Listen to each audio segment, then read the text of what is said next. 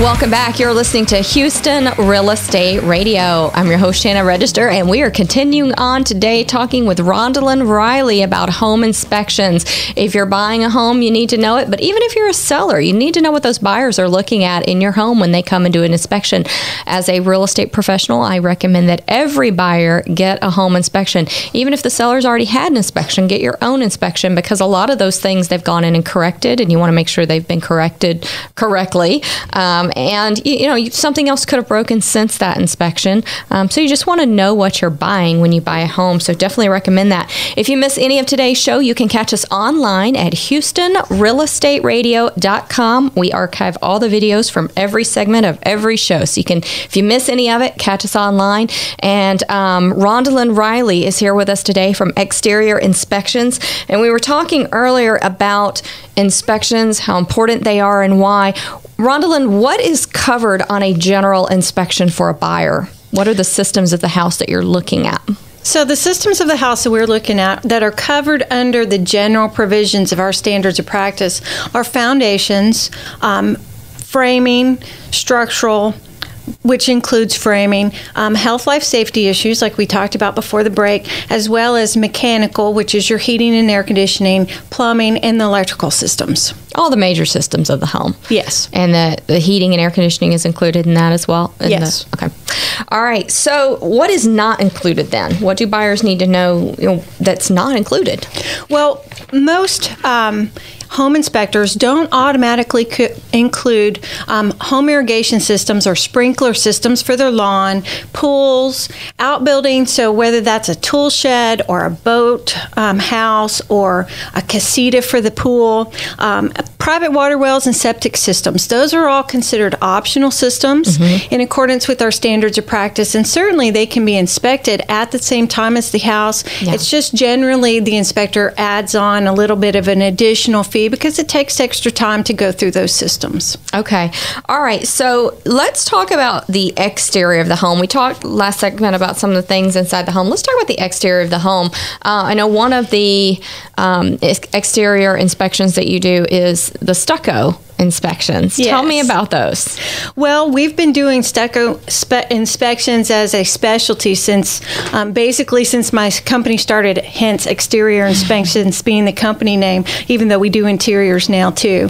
So we do the stucco inspections, moisture analysis. I started out doing EIFS, Exterior Insulation and Finish Systems. Most people know that as the bad stucco.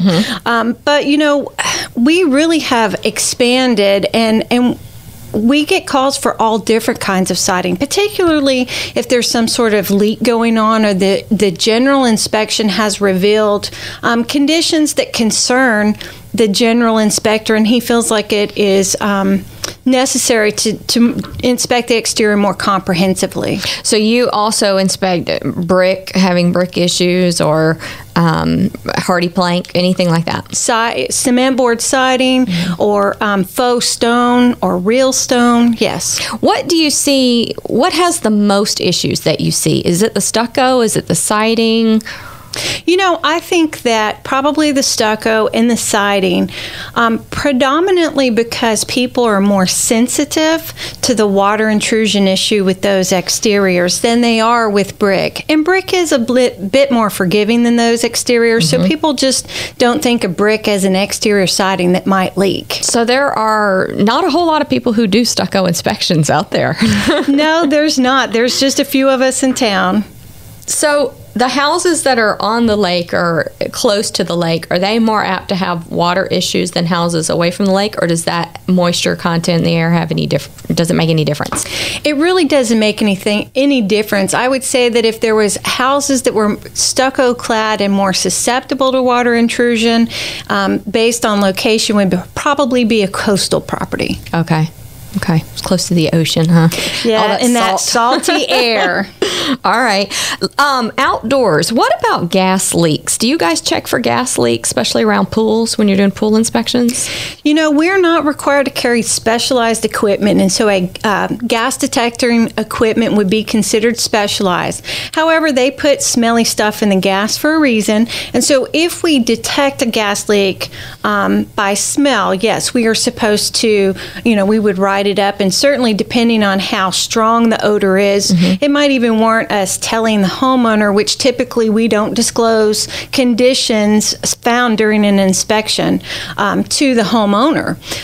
However, if it is a gas leak that, say, for example, is happening in a buried gas line, there's no way that we could know that, and we're not required to inspect things that are buried or concealed otherwise. Okay, all right. Let's talk a little bit about the pools, because pools, a lot of homeowners in Texas buy pools. I mean, let's face it, a lot of houses have pools. It's hot in Texas. You need a pool. So a lot of people know if they're going to put in a pool, it's a lot cheaper to buy a home with a pool. So we see a lot of houses being purchased with pools in the backyard.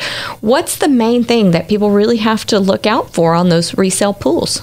Well, I think it's always important to have the pool inspected by someone who is either a pool professional, so maybe a service company, or an inspector who is certified as a pool operator, pool inspector.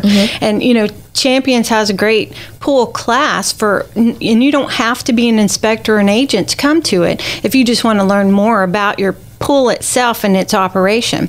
I think probably the main things that homeowners or buyers need to be concerned with are safety barriers around. Are their fences and gates intact and in working order and meet current safety requirements? Things like door alarms, doors that open directly to a pool are supposed to have an alarm on them. There are a couple of different... In the city of Houston, right? Well, according to our International Residential Building Code, under the safety barriers appendix in that book, there are requirements for alarms, pool covers, or other barrier between the house door and the pool. Okay. Interesting. Okay. Yeah. Yeah, you don't see a lot of that out in the suburbs. No, what happens is that people don't like to hear the alarm go off every time the door opens, even though it has a bypass on it. So they have a tendency to, after about 2 weeks or even less of listening to that alarm go off, even though it has a bypass, they say, I'm not living with this, and they take it down. They take it off, yeah. Yeah. All right, so let's talk about saltwater versus chlorine. Is one better than the other? Not really, because they both have chlorine. The difference between the saltwater pool and the chlorine pool is that the saltwater pool uses the salt, puts it through an inline generator to make or manufacture its own chlorine. And what I found, based on talking to some of the pool companies, that some of the pool companies actually are getting away from doing saltwater pools because the salt's so corrosive to the equipment. Yeah. And sometimes it even shortens the life expectancy of the equipment. Yeah, I've heard that. And, home warranty companies now charge more for a saltwater pool warranty than they do on a chlorine pool.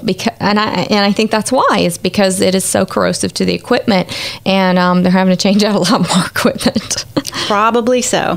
So as far as saltwater versus chlorine pool, when you do the inspection, you're looking for different things, I guess, because they function a little differently. Well, absolutely. And especially, I think probably one of the most critical pieces of equipment is the heater.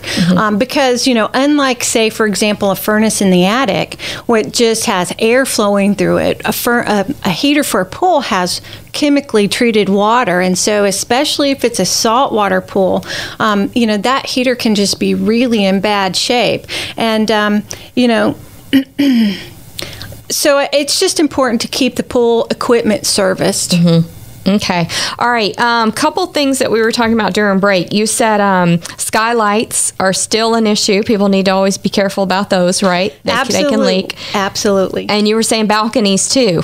Yes, balconies are problematic. So, it's just really important that they're properly flashed and sloped so that they can shed water away from the house. So people just really need to make sure they get those inspections done, right? They do. All right. If you're buying a new home, new construction home, you do inspections on new construction as well. I do inspections on new construction, and just because it's new does not necessarily mean that there are not deficiencies. And do you find that most builders will go in and correct things that are not right on a new home?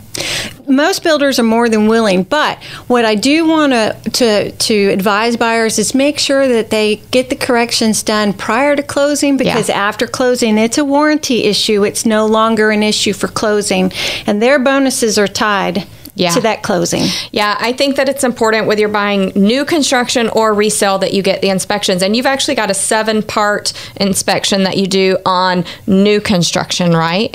Well, we do phased inspections. So pre-pour foundation, a framing, which is going to include the electrical, the mechanical, the plumbing prior to it being covered. They can do insulation inspection, and then a final.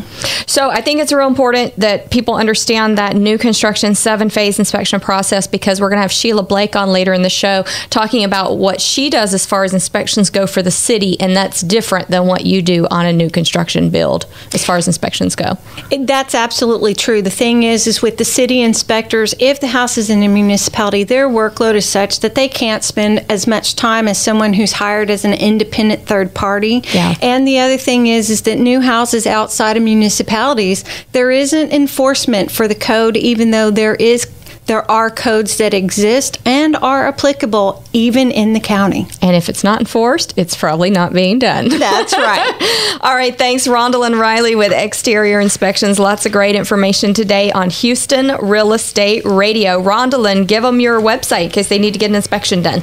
Well, if they want to reach me, the way to reach me is by calling my office, 281-353-8686. Give it one more time. 281-353-8686. All right, if you missed it, go to the website, HoustonRealEstateRadio.com.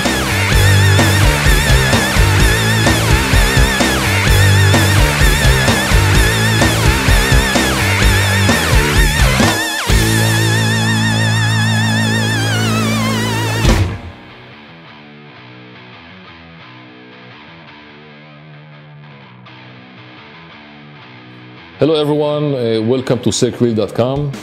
My name is Hanan Yadin. I would like to speak a little bit about security and safety for individuals who travel and also doing business in the United States.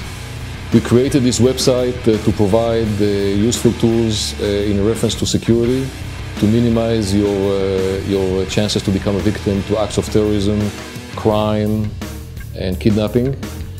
We offer different type of classes, and I encourage you to visit our website, HRER.com. Visit our website and check what kind of classes we offer around Texas, around Houston, and around the country. We have an extensive background in military and the security field, approximately 30 years. So we're going to offer you a very useful tools that based on our experience in security, in terrorism, and hopefully will boost your security and awareness and confidence when you go to your business objectives. Again, we hope to see you in our classes that we offer at HRER.com, and be safe.